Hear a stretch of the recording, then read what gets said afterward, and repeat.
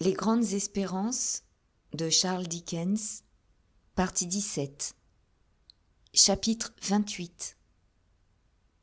Maintenant que je restais livré tout à fait à moi-même, j'annonçai mon intention de quitter l'appartement du Temple aussitôt que mon bail serait terminé, et en attendant, de le sous-louer. Je mis aussitôt des écriteaux aux fenêtres, car j'étais endetté et je n'avais que très peu d'argent. Je commençais même sérieusement à m'alarmer de l'état de mes affaires. Je devrais dire plutôt que j'aurais dû m'alarmer, si j'avais eu assez d'énergie et de calme dans l'esprit pour voir clairement la vérité au-delà de l'impression du moment, et cette impression était que je tombais sérieusement malade. La dernière secousse que j'avais éprouvée avait retardé la maladie, mais n'avait pu la chasser complètement. Je voyais qu'elle me revenait maintenant. En dehors de cela, je ne savais pas grand-chose, et je ne m'en inquiétais même pas. Un jour ou deux, je restais étendu sur le sofa ou sur le plancher, n'importe où, selon qu'il m'arrivait de me laisser tomber, la tête lourde, les jambes affaiblies, sans idée et sans force. Puis arriva une nuit qui me parut éternelle et peuplée d'inquiétude et d'horreur. Et quand le matin j'essayais de m'asseoir sur mon lit et de penser à mes rêves, je vis qu'il m'était impossible de le faire. Étais-je réellement descendu dans la cour du jardin, au milieu du silence de la nuit, cherchant à tâtons le bateau que je supposais y être? Étais-je revenu à moi 2 ou 3 fois sur l'escalier, avec grande terreur, ne sachant pas comment j'étais sorti de mon lit? M'étais-je trouvé en train d'allumer la lampe, poursuivi par l'idée que Provis montait l'escalier et que les lumières étaient éteintes? Avais-je été énervé d'une manière ou d'une autre, par les discours incohérents, le rire ou les gémissements de quelqu'un, et avais-je soupçonné en partie que ces sons venaient de moi-même? Y avait-il eu une fournaise en fer placée dans un des coins noirs de la chambre, et une voix avait-elle crié sans cesse que Miss Havisham y brûlait? C'était là autant de choses que je me demandais et que j'essayais de m'expliquer en mettant un peu d'ordre dans mes idées tout en restant étendu sur mon lit. Mais il me semblait que la vapeur d'un four à chaud arrivait entre mes idées et moi et y mettait le désordre et la confusion. C'est à travers cette vapeur qu'à la fin, je vis 2 hommes me regarder. « Que voulez-vous » demandai-je en tressaillant. « Je ne vous connais pas. » « Mais, monsieur, répondit l'un d'eux en s'inclinant et en me touchant l'épaule. C'est une affaire qui sans doute sera bientôt arrangée. Mais vous êtes arrêté. Pour quelle dette? Pour 123 livres, 15 shillings et 6 pence. C'est pour le compte du bijoutier, je crois. Que faut-il faire? Le mieux serait de venir chez moi, dit l'homme. Je tiens une maison très convenable. J'essayais de me lever et de m'habiller, puis, quand je levai les yeux sur eux, je vis qu'ils se tenaient à quelque distance de mon lit et me regardaient. Je restai à ma place. « Vous voyez mon état, dis-je. J'irais avec vous si je le pouvais, mais en vérité, j'en suis tout à fait incapable.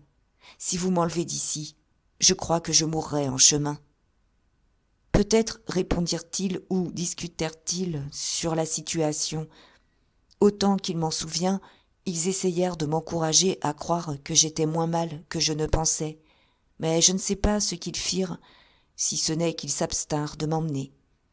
Ce qui n'était que trop certain, c'est que j'avais la fièvre, que j'étais anéanti, que je souffrais beaucoup, que je perdais souvent la raison, que le temps me semblait d'une longueur démesurée, que je confondais des existences impossibles avec la mienne propre, que j'étais une des briques de la muraille et que je suppliais qu'on m'ôtât de la place gênante où l'on m'avait mis, que j'étais l'arbre d'acier d'une vaste machine, tournant avec fracas sur un abîme, et encore que j'implorais pour mon compte personnel qu'on arrêtât la machine et qu'à coups de marteau on séparât la part que j'y avais.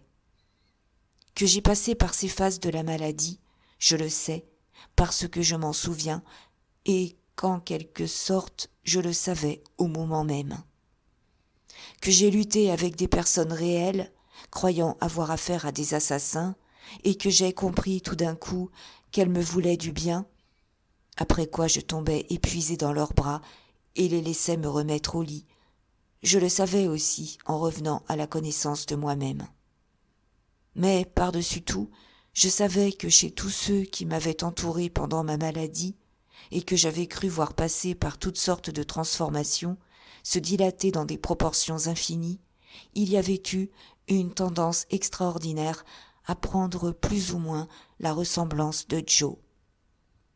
Après avoir passé le plus mauvais moment de ma maladie, je remarquai que, tandis que tous ces autres signes caractéristiques changeaient, ce seul trait ne changeait pas.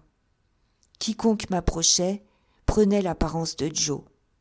J'ouvrais les yeux dans la nuit, et qui voyais-je dans le grand fauteuil, au chevet du lit? Joe. J'ouvrais les yeux dans le jour, et, assis sur l'appui de la fenêtre, fumant sa pipe à l'ombre de la fenêtre ouverte, qui voyais-je encore? Joe. Je demandais une boisson rafraîchissante, et quelle était la main chérie qui me la donnait? Celle de Joe. Je retombais sur mon oreiller après avoir bu, et quel était le visage qui me regardait avec tant d'espoir et de tendresse, si ce n'est celui de Joe. Enfin, un jour, je pris courage, et je dis « Est-ce fou, Joe ?» Et la chère et ancienne voix de chez nous répondit « Quel autre pourrait-ce être, mon vieux camarade ?» Oh, Joe, vous me brisez le cœur. Regardez-moi avec colère, Joe. Frappez-moi, Joe. Reprochez-moi mon ingratitude. Ne soyez pas si bon pour moi. Car Joe venait de poser sa tête sur l'oreiller, à côté de la mienne, et de passer son bras autour de mon cou, dans la joie qu'il éprouvait de me voir le reconnaître. Mais oui, mon cher Pip, mon vieux camarade, dit Joe, vous et moi, nous avons toujours été bons amis, et quand vous serez assez bien pour sortir faire un tour de promenade, ah, quel plaisir! Après quoi Joe se retira à la fenêtre et se tint le dos tourné vers moi, en train de s'essuyer les yeux. Et comme mon extrême faiblesse m'empêchait de me lever et d'aller à lui, je restais là, murmurant ces mots de repentir. Oh, mon Dieu, bénissez-le, bénissez cet excellent homme et ce bon chrétien. Les yeux de Joe étaient rouges quand il se retourna, mais je tenais sa main, et nous étions heureux tous les deux. Combien de temps, cher Joe? Vous voulez dire, Pip, combien de temps a duré votre maladie, mon cher camarade? Oui, Joe. Nous sommes à la fin de mai. Demain, c'est le 1er juin. Êtes-vous resté ici tout le temps, cher Joe? À peu près, mon vieux camarade. Car, comme je le dis à Biddy, quand la nouvelle de votre maladie nous fut apportée par une lettre venue par la poste, il a été longtemps seul. Il est maintenant probablement marié, quoique mal récompensé des pas et des démarches qu'il a faites. Mais la richesse n'a jamais été un but pour lui, et le mariage fut toujours le plus grand désir de son cœur. Il est bien doux de vous entendre, Joe, mais je vous interromps dans ce que vous disiez à Biddy. C'est que, voyez-vous, vous pouviez être au milieu d'étrangers, et comme vous et moi avons toujours été amis, une visite dans un pareil moment pouvait ne pas vous être désagréable, et voici les paroles de Biddy. Allez le trouver sans perdre de temps. Voilà, dit Joe, en prenant un air grave. Quelles furent les paroles de Biddy? Allez le trouver, a dit Biddy, sans perdre de temps. En un mot, je ne vous tromperai pas beaucoup, ajouta Joe après quelques moments de réflexion. Si je vous assurais que les paroles véridiques de cette jeune femme furent sans perdre une seule minute de temps. Ici, Joe s'arrêta court et m'apprit qu'il ne fallait me parler qu'avec une grande modération et que je devais prendre un peu de nourriture à des intervalles fréquents, que j'y fusse ou non disposé, et que je devais me soumettre à ses ordres. Je lui baisai donc la main et me tins tranquille pendant qu'il s'occupait à rédiger une lettre à Biddy dans laquelle il lui envoyait mes amitiés. Évidemment, Biddy avait appris à écrire à Joe, Dans l'état de faiblesse où je me trouvais, couché dans mon lit et le regardant, cela me fit encore pleurer de plaisir, de voir avec quel orgueil il se mit à écrire sa lettre. Mon lit, privé de ses rideaux, avait été transporté, moi dedans, dans le salon, comme la pièce la plus vaste et la mieux aérée. On avait retiré le tapis et la chambre était maintenue, nuit et jour, fraîche et salubre. Joe était assis devant mon bureau, relégué dans un coin et encombré de petites bouteilles, et il était occupé à son grand travail. Il commença d'abord par choisir une plume sur le porte-plume, qu'il mania comme si c'était un coffre à gros outils. Puis il releva ses manches, comme s'il allait manœuvrer un levier ou un marteau de forge. Avant de commencer, il se mit en position, c'est-à-dire qu'il s'appuya solidement sur la table avec son coude gauche, et tint sa jambe droite bien en arrière. Et quand il commença, il fit des gros jambages, en descendant si lentement qu'on aurait pu croire qu'il leur donnait 6 pieds de longueur, tandis qu'à chacun des déliés qu'il faisait en remontant, j'entendais sa plume cracher énormément. Il avait la singulière idée que l'encrier était du côté où il n'était pas, et trempait constamment sa plume dans l'espace, paraissant très satisfait du résultat. Il commit quelques lourdes fautes d'orthographe, mais, en somme, il s'acquitta très bien de tout, et quand il eut signé son nom, et qu'avec ses 2 doigts il eut transporté un pâté final du papier sur le sommet de sa tête, il plana en quelque sorte sur la table pour juger de l'effet de son œuvre de points de vue différents, avec une satisfaction sans bornes. Pour ne pas contrarier Joe en parlant trop, je me serais tue, même si j'avais été capable de parler beaucoup. Je remis donc au lendemain pour lui parler de Miss Havisham. Il secoua la tête quand je lui demandai si elle était rétablie. « Elle est morte, Joe ?»« Mais c'est que, mon vieux camarade, » dit Joe d'un ton de reproche. Et pour y arriver, par degrés, je n'aurais pas voulu dire cela. Car ce n'est pas peu de choses à dire, mais elle n'est pas vivante, Joe. Ça, c'est plus près de la vérité, dit Joe. Elle n'est pas vivante. A-t-elle souffert beaucoup, Joe? Après que vous êtes tombé malade, environ ce que vous pourriez appeler une semaine. Cher Joe, avez-vous entendu dire ce qu'est devenu sa fortune? Mais, mon vieux camarade, dit Joe, il me semble qu'elle avait disposé de la plus grande partie, c'est-à-dire qu'elle l'avait transmise à Miss Estelle, mais elle avait écrit de sa main un petit codicille, 1 jour ou 2 avant l'accident, par lequel elle laissait une froide somme de 4000 livres à monsieur Mathieu Pocket. Et pourquoi supposez-vous par-dessus toutes les autres raisons, Pipe, qu'elle lui a laissé ces froides 4000 livres? À cause du rapport de Pipe sur le dit Mathieu. Biddy m'a dit que c'était écrit comme ça, dit Joe en répétant la formule légale. Rapport de Pipe sur le dit Mathieu. 4 froides 1000 livres, Pipe. Je n'ai jamais pu découvrir sur quoi Joe fondait la température qu'il attribuait à ces 4000 livres. Mais cela lui paraissait augmenter la somme, et il éprouvait un plaisir manifeste à répéter qu'elles étaient froides. Cette nouvelle me causa une grande joie. Elle mettait le sceau sur le seul bien que j'eusse jamais fait. Je demandai à Joe s'il avait entendu dire que quelques-uns des autres parents eussent eu des legs. « Miss Sarah, dit Joe, a 25 livres par an pour acheter des pilules, parce qu'elle est bilieuse. Miss Georgiana a eu 20 livres. » « Mistress, comment appelez-vous ces bêtes sauvages qui ont des bosses sur le dos, mon vieux camarade? »« Camels, dis-je, en me demandant à quoi il pouvait vouloir en venir. Joe fit un signe. « Mistress Camels. » Je sus bientôt qu'il voulait parler de Camille. Elle a eu 20 livres pour acheter des veilleuses pour animer ses esprits quand elle se réveille la nuit. L'exactitude de ces rapports était suffisamment évidente pour me donner une grande confiance dans les informations de Joe. « Et maintenant, dit Joe, vous n'êtes pas encore assez fort, mon vieux camarade, pour ramasser plus d'une pelletée additionnelle de nouvelles aujourd'hui. Le vieil Orlick s'est introduit avec effraction dans une maison habitée. »« Chez qui ?» dis-je.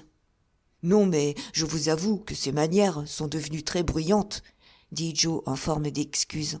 « Cependant, la maison d'un Anglais est son château, et les châteaux ne doivent pas être forcés, excepté en temps de guerre. Et quels qu'aient été ses défauts, il était bon marchand de blé et de graines. »« C'est donc la maison de Pumblechook qui a été forcée ?»« C'est elle, Pip, » dit Joe. « Et on a pris son tiroir, et on a pris sa caisse, et on a bu son vin, et on a mangé ses provisions, et on l'a souffleté, et on lui a tiré le nez, et on l'a attaché à son bois de lit, et on lui a donné une douzaine de coups de poing, et on lui a rempli la bouche de graines pour l'empêcher de crier. Mais il a reconnu Orlick, et Orlick est dans la prison du comté. » Peu à peu, nous pûmes causer sans restriction. Je recouvrais mes forces lentement, mais je les recouvrais, et Joe restait avec moi, et il me semblait que j'étais encore le petit Pip. Car la tendresse de Joe était si admirablement proportionnée à mes besoins que j'étais comme un enfant entre ses mains. Il lui arrivait de s'asseoir près de moi et de me parler avec son ancienne confiance, son ancienne simplicité et son ancienne protection paternelle, de sorte que j'étais tentée de croire que toute ma vie, depuis le temps où j'avais vécu dans la vieille cuisine, était une invention de la fièvre qui était partie. Il faisait tout pour moi, excepté le ménage, pour lequel il avait pris une femme très convenable, après avoir réglé le compte de l'autre, le jour même de son arrivée. « Je vous assure, Pip, disait-il souvent, pour expliquer cette liberté de sa part, que je l'ai trouvée en train de percer, comme un tonneau de bière, le lit de plumes du lit inoccupé, et occupée à mettre les plumes dans un panier pour aller les vendre.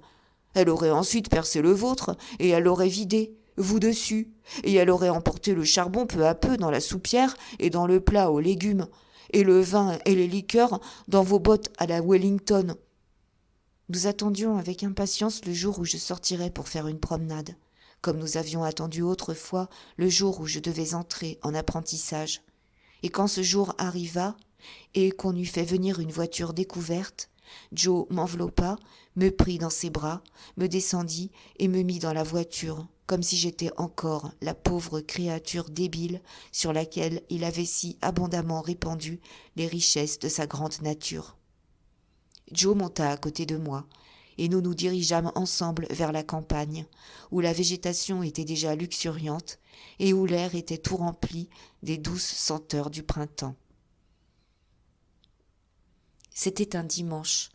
En contemplant la belle nature qui m'entourait, je pensais combien elle était embellie et changée, et combien les petites fleurs des champs avaient poussé, et combien les voix des oiseaux avaient pris de force pendant les jours et pendant les nuits, sous le soleil et sous les étoiles, pendant que j'étais resté fiévreux et brûlant sur mon lit, et le souvenir d'avoir été brûlant et fiévreux vint tout à coup troubler le calme que je goûtais. Mais quand j'entendis les cloches du dimanche, et que je regardais avec plus d'attention les splendeurs étalées autour de moi, je sentis que je n'étais pas assez reconnaissant, et que j'étais encore trop faible pour éprouver même ce sentiment, et j'appuyai ma tête sur l'épaule de Joe, comme je l'avais appuyée autrefois, quand il me conduisait à la foire ou n'importe où, et que mes impressions étaient trop fortes pour mes jeunes sens.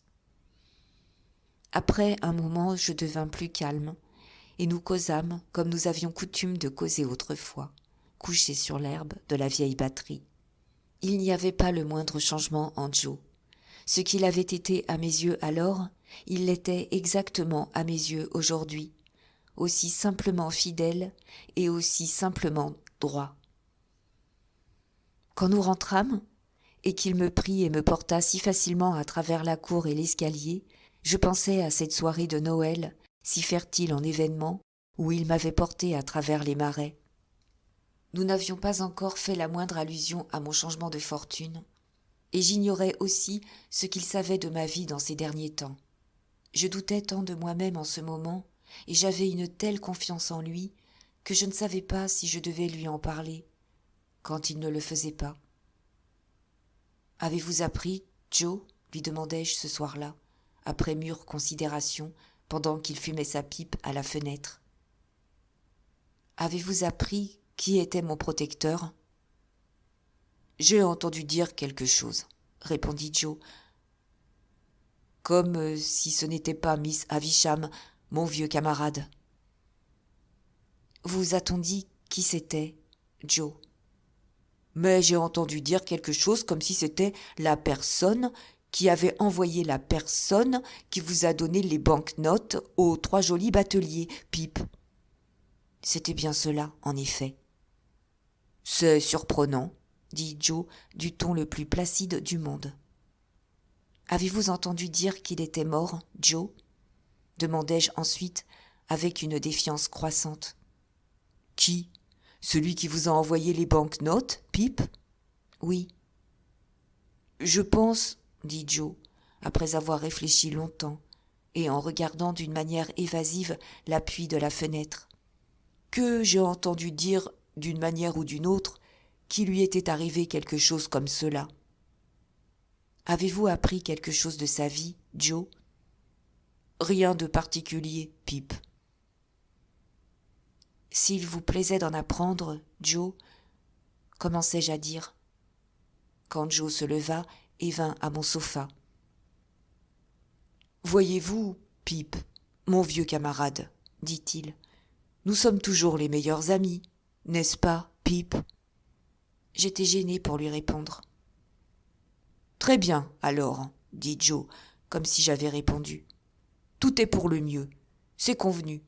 Pourquoi entrer dans des explications qui, entre 2 personnes comme nous, sont des sujets inutiles ?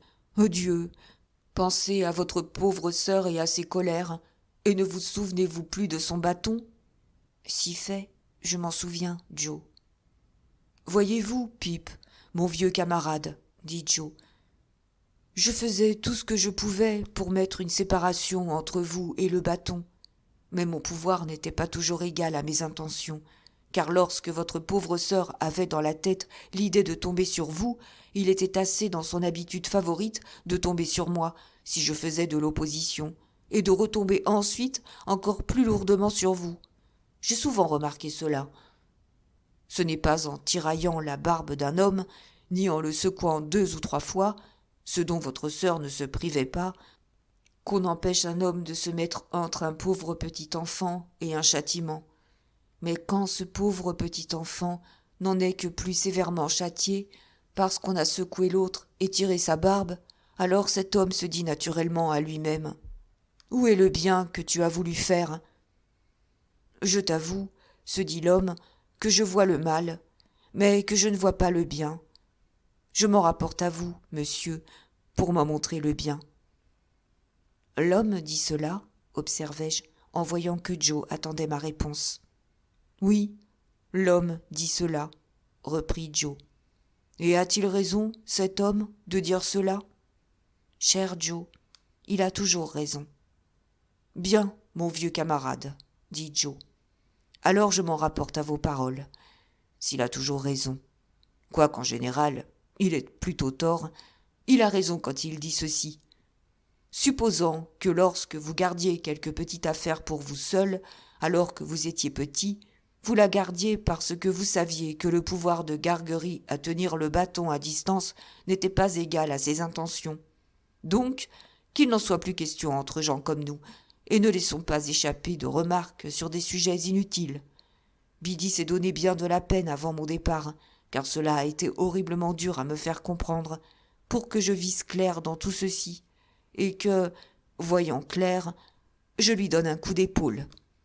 Ces 2 choses étant convenues, un ami véritable vous dit « N'allez à l'encontre de rien, mangez votre souper, buvez votre eau rougie, et allez vous mettre entre vos draps. » La délicatesse avec laquelle Joe débita ce discours et le tact charmant et la bonté avec laquelle Biddy, dans sa finesse de femme, m'avait deviné si vite et l'avait préparé à comprendre tout cela, firent une profonde impression sur mon esprit. Mais Joe connaissait-il combien j'étais pauvre et comment mes grandes espérances s'étaient toutes dissipées au soleil comme le brouillard de nos marais ? C'est ce que j'ignorais. Une autre chose en Joe que je ne pouvais comprendre, mais qui me peinait beaucoup, était celle-ci. À mesure que je devenais plus fort et mieux portant, Joe se montrait moins à l'aise avec moi. Pendant que j'étais faible et dans son entière dépendance, le cher homme s'était laissé aller à ses anciennes habitudes et m'avait donné tous les noms d'autrefois. Mon cher petit Pip, mon vieux camarade, qui alors était une délicieuse musique à mes oreilles. Moi aussi, je m'étais laissé aller à nos anciennes manières, heureux et reconnaissant de ce qu'il me laissait faire. Mais imperceptiblement, à mesure que j'y tenais davantage, Joe y tenait moins, et il commença à s'en déshabituer. Tout en m'en étonnant d'abord, j'arrivai bientôt à comprendre que la cause était en moi et que la faute en était toute à moi.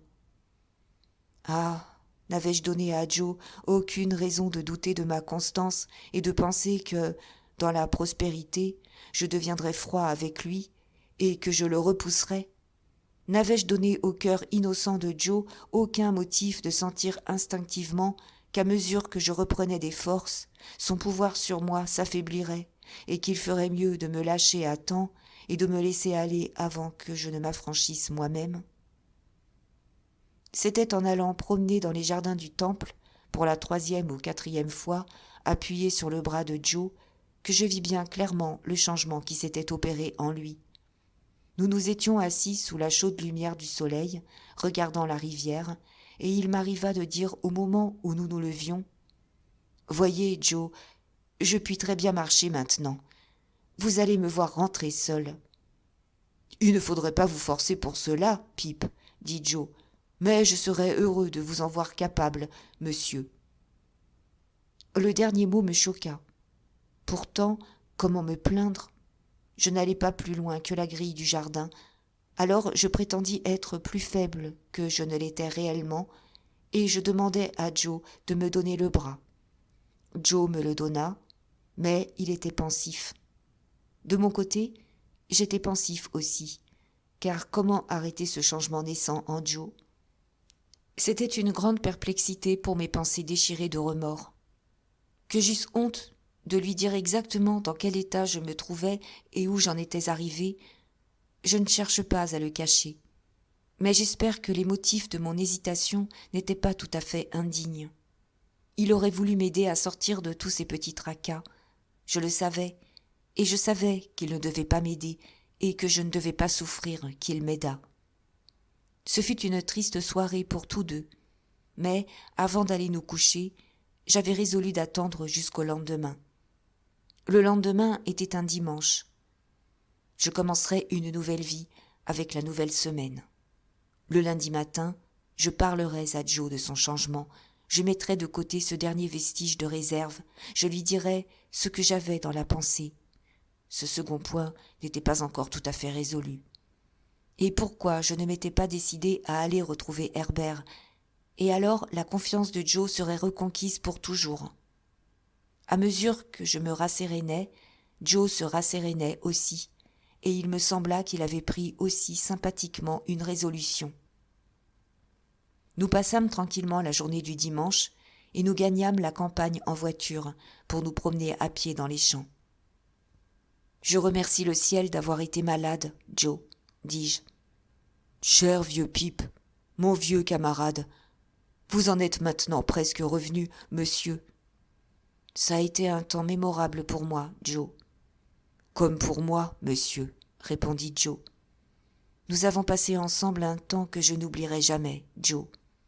Il y a eu des jours, je le sais, que j'ai oubliés pendant un certain temps, mais jamais je n'oublierai ceci. »« Pip, » dit Joe, paraissant un peu ému et troublé, « il y a eu quelques bons moments, et, cher monsieur, ce qui a été entre nous a été. » Le soir, quand je fus au lit, Joe vint dans ma chambre, comme il y était venu pendant tout le temps de ma convalescence. Il me demanda si j'étais sûr d'être aussi bien portant que le matin. « Oui, cher Joe, parfaitement. »« Et vous vous sentez toujours plus fort, mon vieux camarade ?»« Oui, cher Joe, toujours. » Joe mit sur la couverture, à l'endroit de mon épaule, sa large et bonne main, et dit d'une voix qui me sembla étouffée. « Bonsoir. » Quand je me levai le lendemain matin, reposé et plus fort, j'avais pris la pleine résolution de tout dire à Joe sans délai. Je voulais lui parler avant déjeuner. Je m'habillai aussitôt pour me rendre dans sa chambre et le surprendre, car c'était le premier jour que je me levais matin. Je fus à sa chambre. Il n'y était pas. Non seulement il n'y était pas, mais sa malle n'y était pas non plus. Je gagnai aussitôt la table où le déjeuner était servi. J'y trouvai une lettre. Voici les quelques mots qu'elle contenait. « Ne voulant pas être importun, je suis parti. Car vous voilà bien rétabli, mon cher Pip, et vous serez beaucoup mieux sans Joe. PS, toujours les meilleurs amis. » Inclus dans la lettre, je trouvais un reçu du montant de la dette et des frais pour lesquels j'avais été arrêté. Jusqu'à ce moment, j'avais supposé que mon créancier avait arrêté ou au moins suspendu ses poursuites pour me permettre de me rétablir complètement. Je n'avais jamais songé que Joe eût payé la somme, mais Joe l'avait payée et le reçu était à son nom. Que me restait-il à faire maintenant, si ce n'est de le suivre à la chère vieille forge, et là de m'ouvrir à lui, de lui montrer mon repentir et de soulager mon esprit et mon cœur d'un second point réservé qui planait sur ma pensée.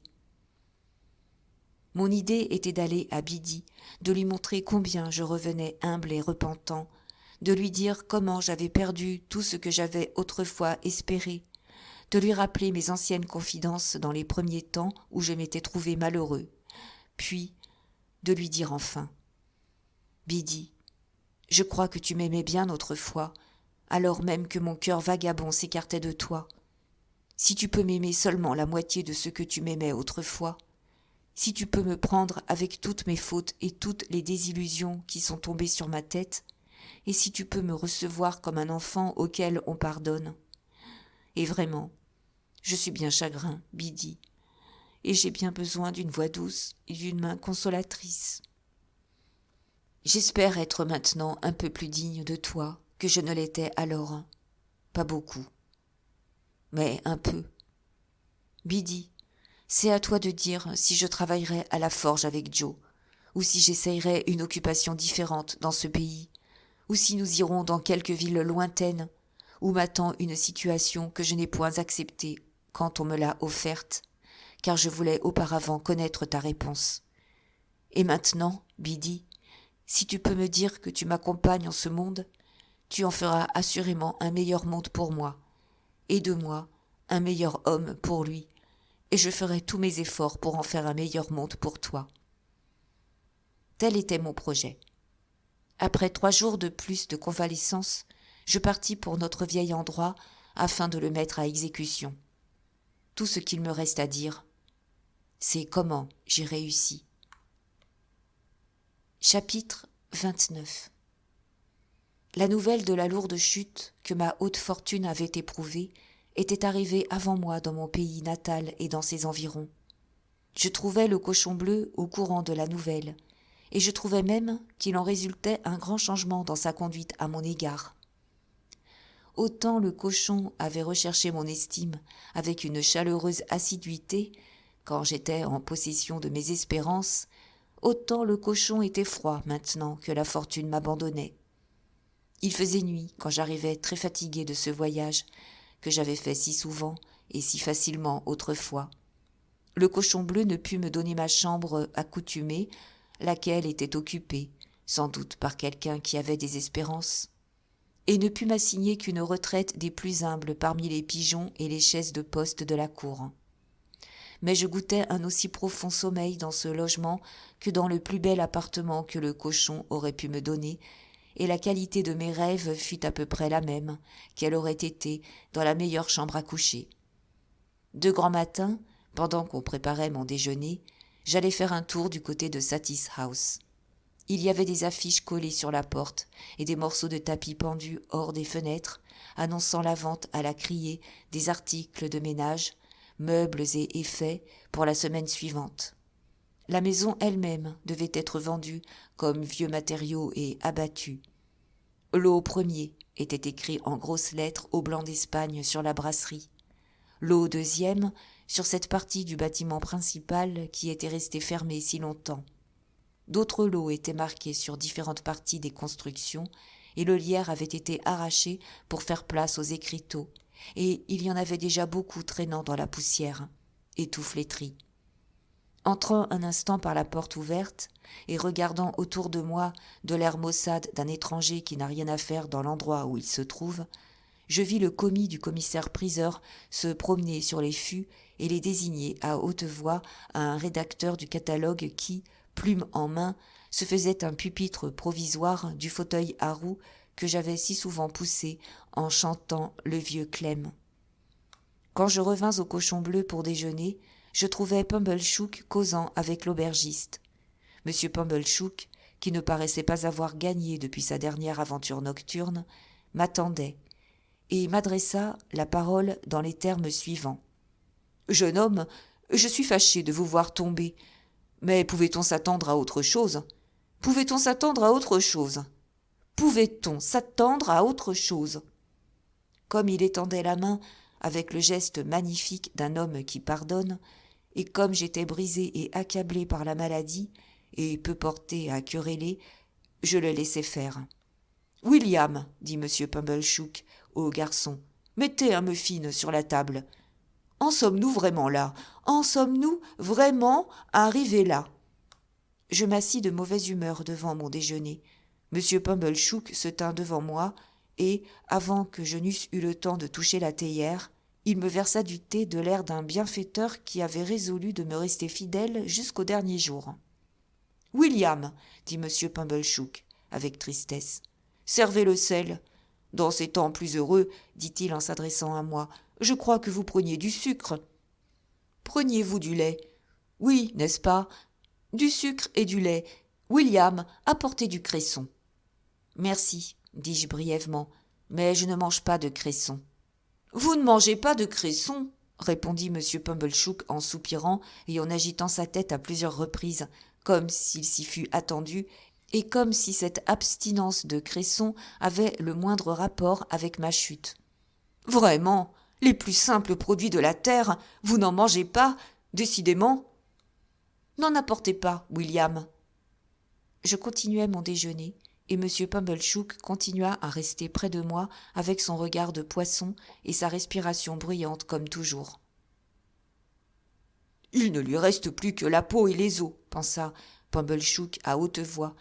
Et cependant, quand il partait d'ici, avec ma bénédiction, je puis le dire, quand j'étalais devant lui mon humble repas, comme l'abeille, il était frais comme une pêche. » Cela me fit penser à la différence surprenante qu'il y avait entre la manière servile avec laquelle il m'avait offert sa main dans ma nouvelle prospérité, en disant « Permettez, permettez », et la clémence fastueuse avec laquelle il venait d'exhiber ses mêmes 5 gros doigts.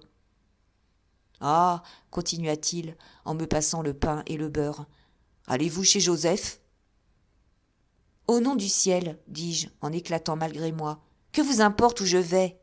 Laissez la théière tranquille. » C'était la plus mauvaise voie que je pouvais prendre, parce que cela donna à Pumblechook l'occasion qu'il cherchait.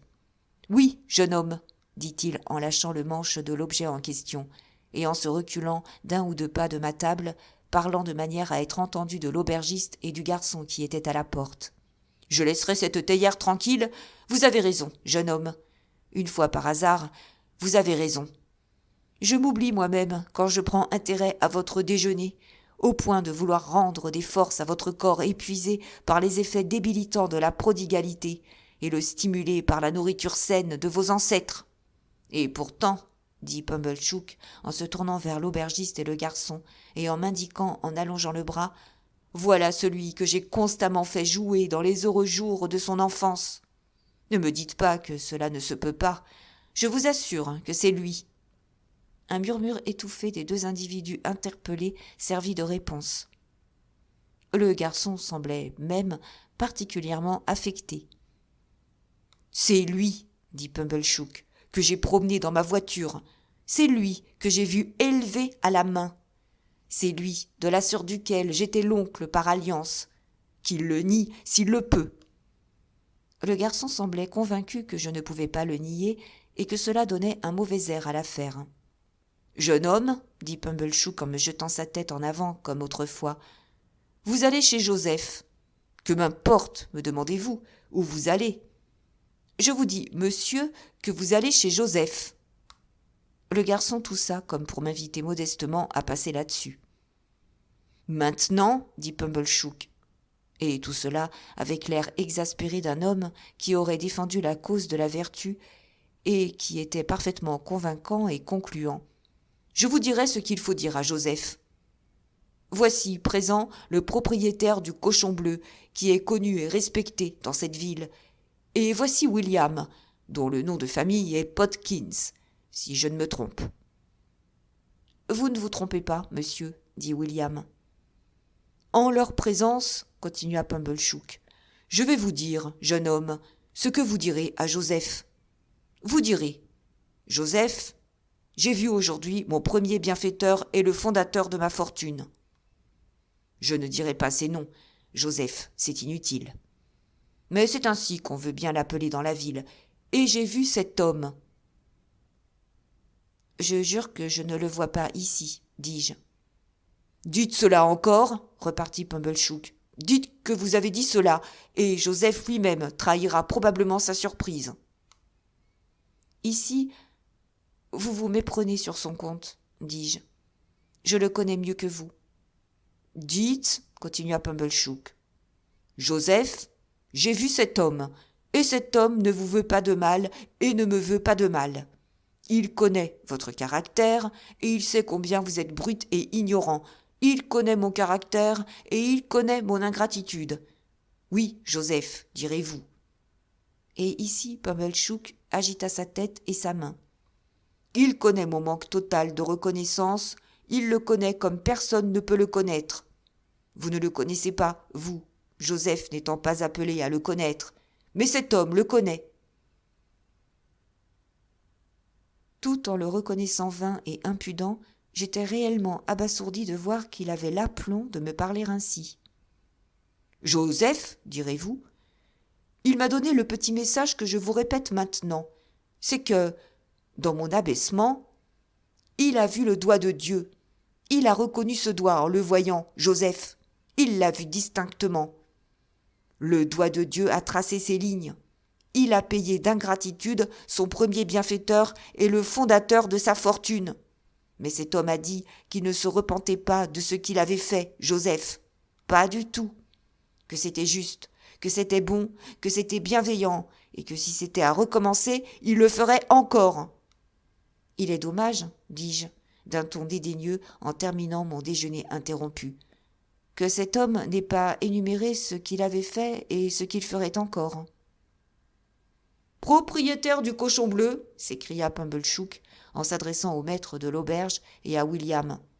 Je ne m'oppose pas à ce que vous disiez par la ville, si tel est votre désir, qu'il était juste, bon et bienveillant, et que je le ferais encore si c'était encore à faire. Sur ces mots, l'imposteur leur serra la main à tous deux d'un air particulier et sortit de la maison, me laissant plus étonné qu'enchanté de cette chose indéfinie qu'il soutenait, à savoir qu'il était juste, bon et bienveillant, qu'il avait tout fait et qu'il était disposé à tout faire encore. Bientôt après lui, je quittai aussi la maison, et quand je descendis la grande-rue, je le vis devant sa boutique, haranguer, sans doute sur le même sujet, un groupe choisi qu'il m'honora de certains coups d'œil peu favorables quand je passais de l'autre côté de la rue. Mais il ne fut que plus agréable pour moi de me rendre près de Biddy et de Joe, dont j'entrevoyais la grande indulgence, qui brillerait plus éclatante que jamais en opposition avec la rudesse de cet imposteur éhonté. Je me dirigeais donc vers eux lentement, car mes jambes étaient encore bien faibles, mais avec un sentiment de contentement toujours croissant à mesure que je m'approchais d'eux, et j'avais la conviction que je laissais l'arrogance et le manque de franchise de plus en plus loin derrière moi. La température de juin était délicieuse.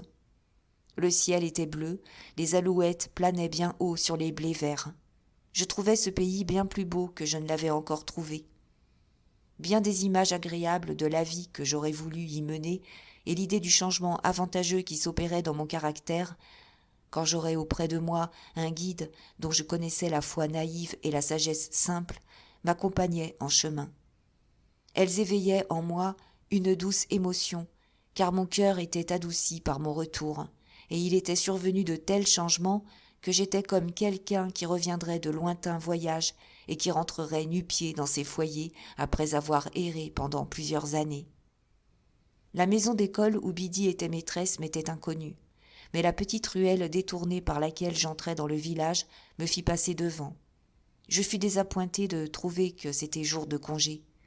Il n'y avait pas d'enfants et la maison de Biddy était fermée. J'avais nourri l'espoir que je la verrais dans l'exercice de ses fonctions journalières avant qu'elle m'aperçût, et cet espoir était déçu. Mais la forge n'était pas loin, et je m'y rendis en passant sous l'allée verte des beaux tilleuls, écoutant le bruit du marteau de Joe. Longtemps après que j'aurais dû l'entendre, et longtemps après que je m'étais imaginé l'entendre, je vis que ce n'était qu'une idée. Tout était calme. Les tilleuls étaient là comme autrefois, les aubépines et les châtaigniers y étaient aussi, et leurs fouilles faisaient entendre un harmonieux frémissement quand je m'arrêtais pour écouter. Mais les coups de marteau de Joe ne se mêlaient pas à la brise de l'été. Effrayé, sans savoir pourquoi, d'arriver en vue de la forge, je la vis enfin, et je vis aussi qu'elle était fermée. Pas de réverbération de feu, pas de pluie d'étincelles, pas de ronflement des soufflets, tout était fermé et tranquille. Mais la maison n'était pas déserte et le petit salon semblait être occupé car ses rideaux voltigeaient à la fenêtre, qui était ouverte et égayée par les fleurs. Je m'en approchai sans bruit, avec l'intention de regarder par-dessus les fleurs, quand je vis Joe et Biddy devant moi, bras dessus, bras dessous. Biddy poussa d'abord un cri comme si elle pensait que c'était mon esprit, mais un moment après, elle était dans mes bras. Je pleurais de la voir, et elle pleurait de me voir. Moi, parce qu'elle avait l'air si frais et charmant, elle, parce que j'avais l'air si fatigué et si pâle. « Chère Biddy, comme tu es contente. »« Oui, cher Pip. »« Et Joe, comme vous êtes heureux. »« Oui, cher vieux Pip, mon bon camarade. » Je portais mes yeux de l'un à l'autre, et puis... « C'est aujourd'hui le jour de mon mariage !» s'écria Biddy, dans un transport de bonheur. « Et je suis la femme de Joe !» Il m'avait portée dans la cuisine, et j'avais la tête posée sur la vieille table de sapin. Biddy tenait une de mes mains sur ses lèvres, et je sentais sur mon épaule le contact bienfaisant de Joe. « C'est qu'il n'était pas assez fort, ma chère, pour supporter la surprise, » dit Joe. « J'aurais dû y penser, cher Joe, » dit Biddy, « mais j'étais trop heureuse. » Ils étaient tous deux si transportés et si fiers de me voir, si touchés que je fusse revenue à eux, si enchantés que je fusse arrivée par hasard pour compléter la journée. Ma première pensée fut de remercier le ciel de n'avoir pas soufflé mot à Joe de ce dernier espoir perdu. Combien de fois, lorsqu'il était près de moi pendant ma maladie, cet aveu était-il venu sur mes lèvres ? Combien la reconnaissance de ce fait eût été irrévocable s'il était resté 1 heure de plus avec moi. « Cher Biddy, dis-je, vous avez le meilleur mari qui soit dans le monde entier, et si vous aviez pu le voir auprès de mon lit, vous l'auriez... Mais non, vous ne pourriez l'aimer plus que vous ne le faites. »« Non, je ne le pourrais point vraiment, » dit Biddy.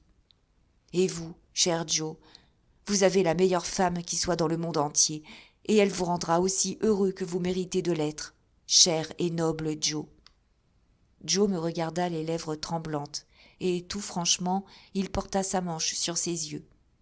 « Allons, Joe et Biddy, puisque vous avez été tous deux à l'église aujourd'hui, et que vous êtes en disposition charitable et affectueuse envers le genre humain, recevez mes humbles remerciements pour tout ce que vous avez fait pour moi, et que j'ai si mal reconnu. Je vous préviens que je vais vous quitter dans 1 heure, car je vais bientôt partir, et je vous promets que je ne prendrai pas de repos avant d'avoir gagné l'argent que vous m'avez donné pour empêcher qu'on me conduisît en prison, et avant de vous l'avoir envoyé. Ne pensez pas, mon cher Joe, et vous, ma bonne Biddy, que si je pouvais vous le rendre 1000 fois, je pourrais m'imaginer retrancher un seul liard de ce que je vous dois, ni que je le ferais si je le pouvais. » Ils furent tous deux attendris par ces paroles et me supplièrent de n'en pas le dire davantage. « Mais je dois en dire davantage, mon cher Joe. J'espère que vous aurez des enfants à aimer et qu'un jour quelque petit garçon s'assoira dans ce coin de la cheminée pendant les soirées d'hiver et vous fera souvenir d'un autre petit garçon qu'il a quitté pour toujours. Ne lui dites pas, Joe, que j'ai été ingrat. Ne lui dites pas, Biddy, que j'ai été injuste et sans générosité. Dites-lui seulement que je vous ai honorés tous deux, parce que vous avez été tous deux bien bons et bien sincères. Et dites-lui que je souhaite qu'il soit un meilleur homme que je ne l'ai été. » « Je ne lui dirai, fit Joe derrière sa manche, rien de la sorte, Pip, ni Biddy non plus, ni personne non plus. Et maintenant, bien que je sache que vous l'ayez déjà fait tous deux, du fond de vos excellents cœurs, je vous en prie, dites-moi tous les deux que vous me pardonnez. Je vous en prie, laissez-moi entendre ces paroles, que je puisse en emporter le son avec moi, et alors je pourrai croire que vous pourrez avoir confiance en moi et avoir une meilleure opinion de moi avec le temps. »« Oh, cher Pip, mon vieux camarade, dit Joe, Dieu sait si je vous pardonne, et si j'ai quelque chose à vous pardonner. »« Ainsi soit-il, et Dieu sait que je vous pardonne, répéta Biddy. Laissez-moi maintenant monter voir mon ancienne petite chambre et m'y reposer seule pendant quelques minutes. Puis, quand j'aurai mangé et bu avec vous, venez avec moi jusqu'au poteau du chemin, mon cher Joe et ma chère Biddy, et nous nous dirons adieu. » Je vendis tout ce que j'avais, et je mis de côté autant qu'il me fut possible pour faire un arrangement avec mes créanciers qui me donnèrent un temps convenable pour m'acquitter entièrement, et je partis pour aller rejoindre Herbert. Avant qu'un mois fût écoulé, j'avais quitté l'Angleterre. Au bout de 2 mois, j'étais commis chez Clarriker & Co. Au bout de 4 mois, je me trouvais pour la première fois seule chargée de toute la responsabilité, car la poutre qui traversait le plafond du salon du moulin du bord de l'eau avait cessé de trembler sous les imprécations du vieux Bill Barley et était maintenant en paix. Herbert était parti pour épouser Clara, et je restais seule chargée de la maison d'Orient jusqu'au jour où il revint avec elle. Bien des années s'écoulèrent avant que je devinsse associé de la maison, mais je vécus heureux avec Herbert et sa femme. Je vécus modestement et je payais mes dettes, et j'entretins une correspondance suivie avec Biddy et Joe. Ce ne fut que lorsque mon nom figura en 3e ordre dans la raison de commerce que Clarriker me trahit à Herbert. Mais il déclara alors que le secret de l'association d'Herbert était resté assez longtemps sur sa conscience et qu'il fallait qu'il le révélât. C'est ce qu'il fit, et Herbert en fut aussi touché que surpris, et le cher garçon et moi n'en restâmes pas moins amis pour cette longue dissimulation. Je ne dois pas laisser supposer que nous fûmes jamais une grande maison ou que nous entassâmes des monceaux d'argent. Nos affaires n'étaient pas sur un grand pied, mais notre nom était honorablement connu, puis nous travaillions beaucoup et nous réussissions très bien. Nous devions tout à l'application et à l'habileté d'Herbert. Je m'étonnais souvent en moi-même d'avoir pu concevoir autrefois l'idée de son inaptitude, jusqu'au jour où je fus illuminé par cette réflexion que peut-être l'inaptitude n'avait jamais été en lui, mais en moi. Chapitre 30. Depuis 11 ans, je n'avais vu de mes propres yeux ni Joe ni Biddy, bien qu'ils se fussent souvent présentés à mon imagination pendant mon séjour en Orient, quand, un soir de décembre, qu'il faisait nuit depuis 1 heure ou 2, je posai doucement la main sur le loquet de la porte de la vieille cuisine. Je le touchai si doucement qu'on ne m'entendit pas, et je regardai à l'intérieur sans être vu. Là, fumant sa pipe à son ancienne place, près du feu de la cuisine, aussi bien conservé et aussi fort que jamais, bien qu'un peu gris, était assis Joe, et, dans le coin, abrité par la jambe de Joe, et assis sur mon petit tabouret, et regardant le feu. On voyait qui ? Moi, encore.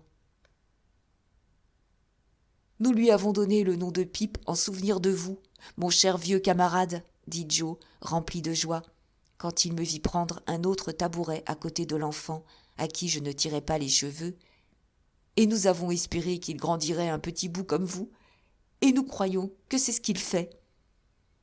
Je le croyais aussi, et je lui fis faire une longue promenade le lendemain matin. Nous causâmes beaucoup, nous comprenant l'un l'autre parfaitement. Je le conduisis au cimetière, je le menai à une certaine tombe, et il me montra la pierre qui était consacrée à la mémoire de Philippe Pirip, décédé dans cette paroisse, et aussi Georgiana, épouse du ci-dessus. Biddy, dis-je en causant avec elle après le dîner, pendant que sa petite fille jouait sur ses genoux, il faudra que vous me donniez Pip un de ces jours, ou qu'au moins vous me le prêtiez. Non, non, dit doucement Biddy, il faut vous marier. C'est ce que disent Herbert et Clara, mais je crois que je n'en ferai rien.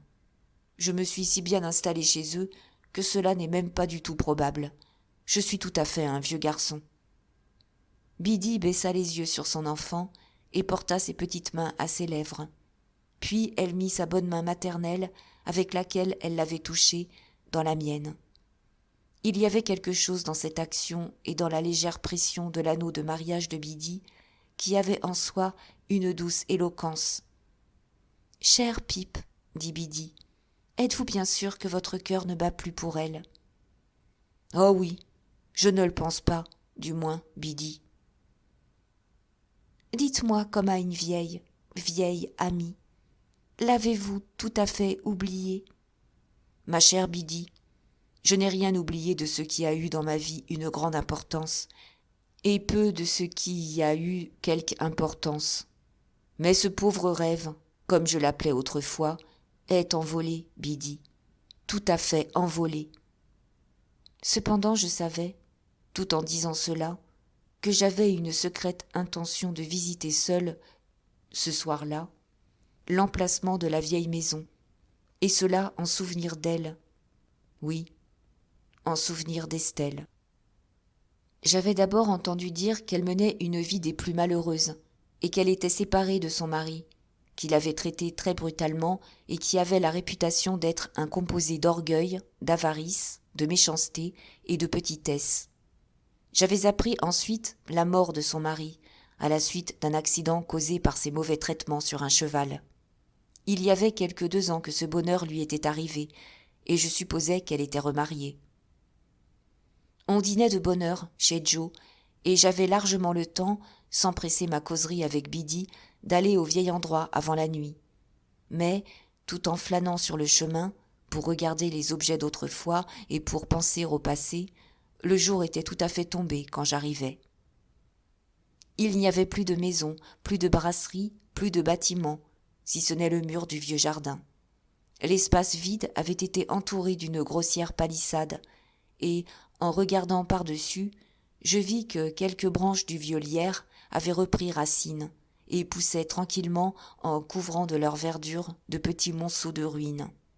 Une porte de la palissade se trouvant entr'ouverte, je la poussai et j'entrai. Un brouillard froid et argenté avait voilé l'après-midi, et la lune ne s'était pas encore levée pour le disperser.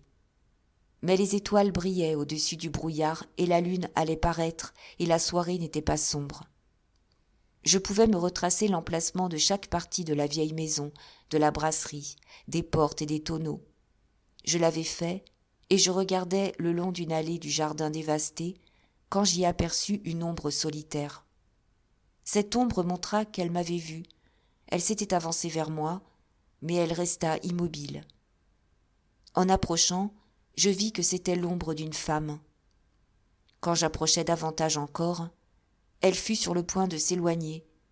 Alors elle fit un mouvement de surprise, prononça mon nom, et je m'écriai « Estelle !»« Je suis bien changée. Je m'étonne que vous me reconnaissiez. » La fraîcheur de sa beauté était en effet partie, mais sa majesté si indescriptible et son charme indescriptible étaient restés. Ses perfections, je les connaissais. Ce que je n'avais pas encore vu, c'était le regard adouci, attristé de ses yeux, autrefois si fiers.